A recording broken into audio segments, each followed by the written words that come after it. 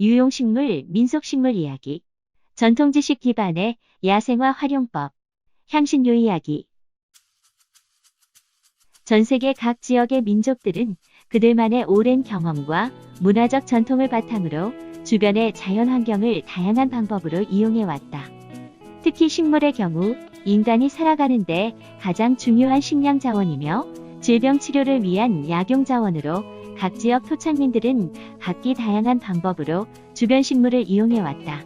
전통식물학은 토속 지역민들이 의약, 음식, 직물, 장식 등과 같은 상품에 이용하였던 식생을 구성하는 모든 요소들에 대한 연구로 민족 전통식물학은 민족 전통생태학과 전통농업, 민족 전통사회식물학, 민족 전통분류학, 민족 전통의학 소재문화, 민족 전통약학, 고고민족 전통식물학 등과도 연구 분야가 공유되어 융합 연구로 발전하고 있다.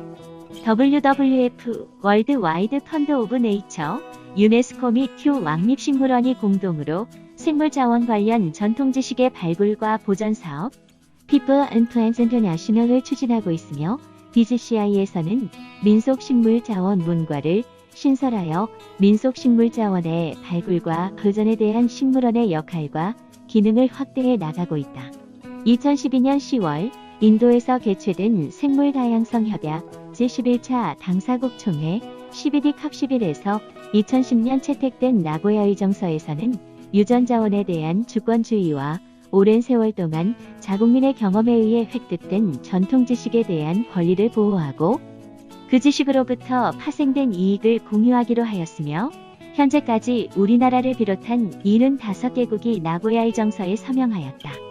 따라서 전통식물 자원의 사회적, 경제적 이용가치 증가로 세계 각국은 투자를 확대하는 실정이며 웰빙 확산과 함께 전통지식에 대한 수요가 증가하고 있다.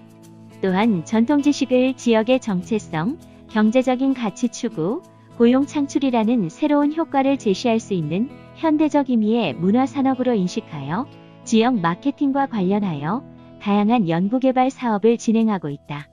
산림청 국립수목원에서는 2005년부터 전통식물 자원의 발굴 및 보존 연구를 통해 남한전 지역과 북한, 중국 접경 지역에서의 민속식물 이용 정보를 수집하였고 이를 기반으로 한국의 민속식물 전통지식과 이용 증보판 2017을 발간하였다.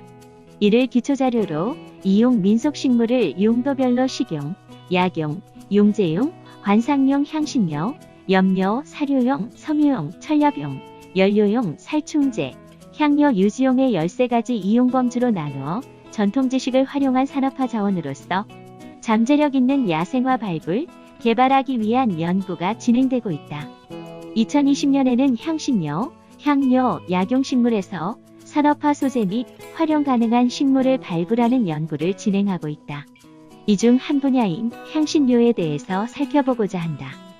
일반적으로 향신료라고 하면 식물의 열매, 종자씨, 잎, 줄기, 뿌리 등으로 음식의 향기나 매운맛을 주어 그 풍미를 돋구어주는 재료를 뜻한다. 한국의 민속식물 전통지식과 이용증보판 2017에 의하면 민속식물 중 향신료로 이용되었던 식물은 계산초 등 49종이었으며 이 중 자생식물은 32종, 재배식물은 15종, 비화식물은 2종이다. 표 1. 민속식물 향신료 현황.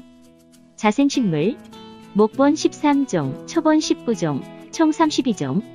재배식물 목본 4종, 초본 11종, 총 15종. 귀화식물 목본 1종, 초본 1종, 총 2종. 합계 목본 18종, 초본 31종, 총 49종. 이 식물들 중 자생식물 32종에 대한 자료를 수집하여 산업화 및 소재로 활용 가능성이 있는지를 조사하였다. 우선 자생식물 32종의 향신료로 어떻게 이용되고 있었는지를 조사한 결과 향신료의 종류는 매우 다양하며 특징에 따라 이용되는데 1. 매운맛을 내는 향신료 2. 향과 맛을 겸한 향신료 3. 향기가 강한 향신료 4. 색소를 이용하는 향신료로 구분되었다.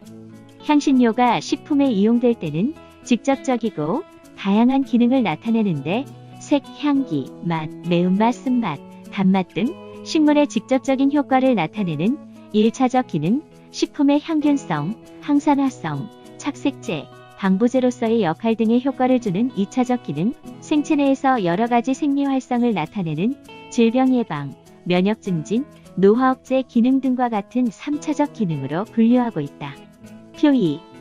향신료의 다양한 기능, 계산초, 이용 부위 열매, 지역 전남, 이용 방법, 열매로 가루를 내어 향신료로 사용하는데 닭 삶을 때 김치, 회, 국 등에 넣는다. 방부, 살균의 역할도 한다. 고본, 이용 부위 뿌리, 지역 경북, 뿌리로 술을 담가 먹으면 향이 좋고 술의 도수가 약해진다. 경기, 뿌리를 한약재나 향신료로 이용한다. 엽기, 이용 부위 잎줄기, 지역 충북, 엽기 식초를 만들어서 생선 부위에 넣으면 비린내를 제거하고 입맛을 돋우고 소화에 좋음. 음나무, 이용 부위 줄기, 지역 충남, 몸에 좋고 닭 노린내를 없애줌. 출처, 한국의 민속식물 전통 지식과 이용. 대부분의 향신료의 경우 비린내를 제거하거나 향을 좋게 하는 1차적 기능으로 이용되었으나 계산초의 경우 비린내 제거하는 1차적 기능과 방부 살균의 역할인 2차적 기능의 용도로도 이용되었고 고본, 엽기, 음나무 등의 경우 향뿐만 아니라 약용으로 활용한 것으로 나타났다.